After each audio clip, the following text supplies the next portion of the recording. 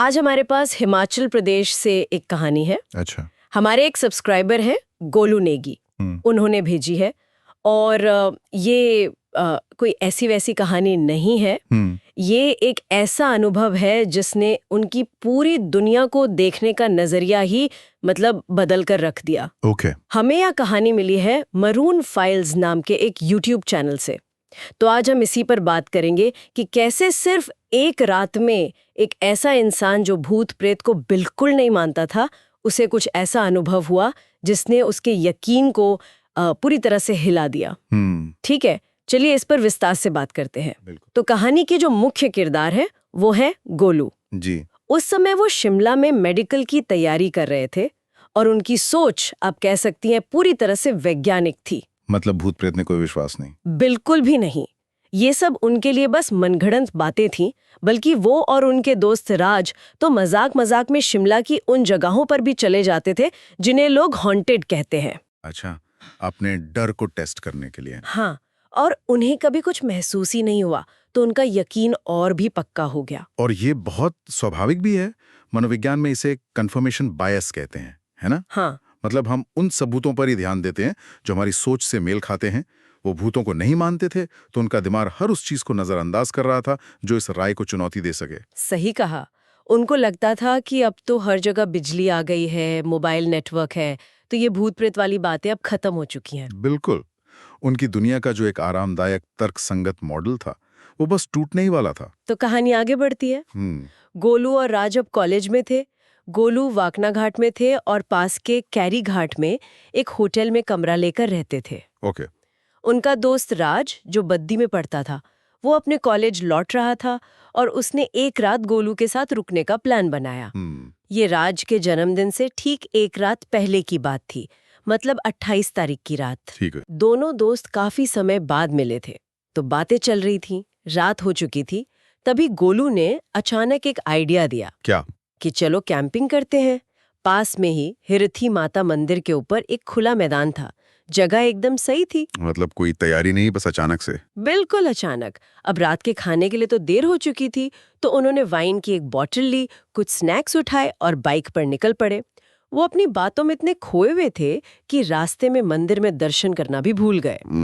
और यहीं पर एक छोटी सी लेकिन शायद बहुत जरूरी एक डिटेल सामने आती है। राज की प्रेमिका ने उसे जन्मदिन पर एक परफ्यूम भेजा था। अच्छा। राज ने उसे निकाला और दोनों ने उस तेज महक वाले परफ्यूम को एक दूसरे पर खूब स्प्रे किया।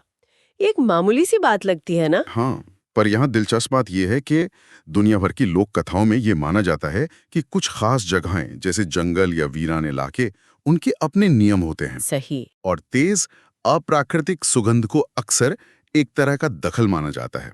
ये उन शक्तियों का ध्यान खींच सकती हैं जो सामान्य तौर पर इंसानी दुनिया से दूर रहती हैं। और लगता है कि जंगल ने इस पर ध्यान भी दिया, क्योंकि इसके ठीक बाद पहली अजीब घटना हुई। क्या हुआ? परफ्यूम लगाने के कुछ ही देर बाद जब वो ऊपर चढ़ रहे थे, उन्हें अपने दाईं ओर घने जंगल से किसी के बहुत तेज दौड़ने की आवाज सुनाई दी। सिर्फ आवाज? हाँ, जैसे कोई इंसान या कोई भारी जानवर पत्तों को रौंदता हुआ पूरी ताकत से भागा जा रहा हो। वो दोनों वहीं जम गए।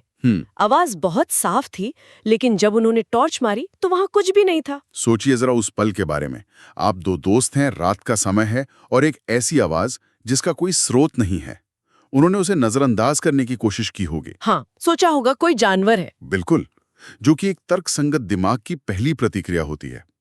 लेकिन कहीं ना कहीं डर का पहला बीज उसी पल बोया जा चुका था। वो पहली चेतावनी थी। बिल्कुल। वो किसी तरह ऊपर कैंपिंग वाली जगह पर पहुंचे और आग जलाने के लिए लकड़ियां इकट्ठा करने लगे। ठीक है। दोनों दोनों अलग अलग दिशाओं में चले गए। थोड़ी देर बाद राज को कुछ दूरी पर देवदार के कुछ सूखे कोन दिखे जो आग जलाने के लिए अच्छे होते हैं। वो उन्हें उठाने के लिए जैसे ही आगे बढ़ा, उसकी नजर एक पेड़ पर पड़ी। पेड़ के पीछे कोई खड़ा था और रो रहा था। रो रहा था? हाँ, सिसकियों की आवाज आ रही थी। राज वहीं पर जम गया। उसके अंदर गोलू को आवाज देने की भी हिम्मत नहीं हुई। डर गया होगा बेचारा। बहुत ज्यादा। लेकिन गोलू ने शायद उसकी चुप्पी को महसूस कर लिया और उसकी तरफ आया। जब गोलू ने पूछा कि क्या हुआ, तो राज ने कांपते हुए हाथ से उस पेड़ की तरफ इशारा किया। और यहाँ चीजें और अजीब हो जाती हैं। रोने की आवाज अपने आप में डरावनी होती है, लेकिन वो करुणा भी पैदा करती है। हो सकता है कोई मुसीबत में हो, ये एक तरह का चारा भी हो सकता है। और शायद यही था, क्योंकि जैसे गोलू वहां पहुंचा, दोनों ने अपनी आंखों से देखा कि जो भी चीज पेड़ के पीछे थी वो अविश्वसनीय तेजी से पेड़ पर चढ़कर ऊपर पत्तों में गायब हो गई। क्या? हाँ, और उसके रोने की आवाज लगातार आ रही थी। बाप रे। दोनों की हालत बहुत खराब हो गई। वो चुपचाप लकड़ियां लेकर वापस आए और आग जलाई, और उन्होंने इस बारे में एक शब्द भी बात नहीं की। एक अनकहा समझौता। हाँ, कि अगर बात की तो डर और बढ़ जाएगा। ये एक क्लासिक डिनायल की स्थिति है। हाँ, उनका दिमाग जो देख रहा था उसे स्वीकार नहीं कर पा रहा था। और वो हकीकत अब उनके बहुत करीब आ चुकी थी। कितनी करीब, इसका अंदाजा उन्हें तब हुआ जब वो आग जलाकर बैठे ही थे। अचानक आग से करीब 80 मीटर दूर जंगल में किसी बहुत भारी चीज के गिरने की जोरदार आवाज आई। धड़ाम से। हाँ, एक भयानक धड़ाम की आवाज। उन्होंने घबराकर अपने फोन की टॉर्च जलाई और उस दिशा में रोशनी की, और जो उन्होंने देखा, सच कहूं तो ये हिस्सा पढ़ते हुए मेरे भी रोंगटे खड़े हो गए। क्या देखा उन्होंने? वहां लगभग 7 फीट लंबा एक आदिमानव जैसा प्राणी खड़ा था। 7 फीट? हाँ, उसका पूरा शरीर काला था, लेकिन चेहरा हल्का भूरा, और उसकी 3 आंखें थीं। 3 आंखें? हाँ, जो सीधे उन्हें ही घूर रही थी। अब तक जो हो रहा था वो आवाजों और एहसासों तक था। उसे वहम कहा जा सकता था, लेकिन ये एक साफ ठोस दृश्य था, जिसे दोनों ने एक साथ देखा। बिल्कुल। अब इसे इनकार करने की कोई गुंजाइश नहीं थी। डर अब अमूर्त नहीं रहा था। वो 7 फीट लंबा था और उसकी 3 आंखें थीं। उनकी प्रतिक्रिया क्या थी? भागकर टेंट में छिप जाना। हाँ, बिल्कुल यही किया। और ये बिल्कुल स्वाभाविक है। एक कपड़े का टेंट शारीरिक रूप से कोई सुरक्षा नहीं देता, कुछ भी नहीं। लेकिन मनोवैज्ञानिक रूप से वो उस वक्त दुनिया की सबसे मजबूत दीवार थी। वो एक सीमा बनाती है अंदर की दुनिया और बाहर के उस भयानक सच के बीच। वो दोनों भागकर टेंट में घुसे और जिप बंद कर ली। लेकिन जब वो कैंपिंग कर रहे थे, मौसम बिल्कुल साफ था, और जैसे ही वो टेंट के अंदर घुसे, अचानक एक बहुत तेज तूफानी हवा चलने लगी। इतनी तेज कि उन्हें लगा कि टेंट ही उड़ जाएगा। ये कोई सामान्य मौसम की घटना नहीं लग रही। ये एक तरह से शक्ति का प्रदर्शन था। उन्हें ये एहसास दिलाना कि तुम जहां छिपे हो वो भी सुरक्षित नहीं है। और ये सिर्फ शुरुआत थी। रात के लगभग 1:15 बज रहे थे। उन्हें दूर से एक घंटी की आवाज सुनाई दी। घंटी? हाँ, जैसे किसी गाय या भैंस के गले में बंधी हो। धीरे धीरे वो आवाज नजदीक आती गई, और फिर वो आवाज ठीक उनके टेंट के बाहर से आने लगी। अरे बाप रे! ऐसा लग रहा था जैसे कोई हाथ में घंटी लेकर उनके टेंट के चारों ओर चक्कर लगा रहा है। देखिए, यही तो इसे और भयावह बनाता है। एक घंटी की आवाज, जो कि एक बहुत ही परिचित देहाती आवाज है, उसका गलत जगह गलत समय पर आना, ये सुरक्षा के एहसास को तोड़ देता है। इसके बाद उन्हें महसूस हुआ कि कोई टेंट के बाहरी पर्दे को उठाकर अंदर झांक रहा है। ओहो! निकाली और पीना शुरू ही किया था कि टेंट से लगभग 30 मीटर दूर एक औरत के जोर से चीखने की आवाज आई। एक और आवाज? हाँ, एक बहुत ही दर्दनाक, दिल दहला देने वाली चीख। और इस सब के बीच राज का व्यवहार बहुत अजीब हो गया। क्या करने लगा वो? वो डर के मारे अजीब तरह से हंसने लगा और गोलू से पूछने लगा, भाई सोच, अगर हम में से किसी एक पर भूत का साया आ गया तो दूसरा क्या करेगा? एक पल के लिए गोलू को सच में लगा कि राज पर किसी आत्मा का साया आ गया है। ये डर का चरम है। जब हमारे दिमाग इतना ज्यादा डर महसूस करता है तो वो तर्कसंगत रूप से काम करना बंद कर देता है। या ये भी हो सकता है कि जो शक्ति बाहर थी वो अब उनके बीच अविश्वास पैदा करने की कोशिश कर रही थी। और फिर जो हुआ उसने शक को और भी गहरा कर दिया। उन्हें टेंट के बाहर से राज की ही आवाज सुनाई दी। क्या? हाँ, आवाज कह रही थी, भाई बाहर आ जा, मुझे पेशाब करने जाना है। और ठीक उसी समय जब असली राज अंदर बैठा है। बिल्कुल। वो इकाई जो भी थी वो ना सिर्फ उन्हें देख सकती थी बल्कि उनकी आवाज की नकल भी कर सकती थी। ये सिर्फ डराना नहीं है, ये उनकी पहचान पर हमला है। जब आपकी अपनी आवाज आपके खिलाफ इस्तेमाल होती है तो आप किस पर भरोसा करेंगे? इसके तुरंत बाद उन्हें बाहर से ऐसी आवाजें आने लगीं जैसे बर्तन खड़खड़ाए जा रहे हैं और 5-6 आदमी आपस में बातें कर रहे हैं। मतलब एक पूरी भीड़। हाँ, उन्हें लगा कि लगभग 7-8 लोगों ने उनके टेंट को घेर लिया है। उस पल उन्हें लगा कि ये उनकी आखिरी रात है। तो अगर हम पूरे क्रम को देखें तूफान, घंटी, चीख, आवाज की नकल और फिर ये भीड़ की आवाजें, ये एक पूरी तरह से सोचा समझा मनोवैज्ञानिक हमला था। उस हताशा में उन्होंने हाथ जोड़कर अपने कुल देवता से प्रार्थना की। गोलू बताते हैं कि उन्होंने मन में बस इतना कहा, प्रभु अगर मरना ही है तो स्वीकार है, बाकी सब आपके हाथ में है। हम्म।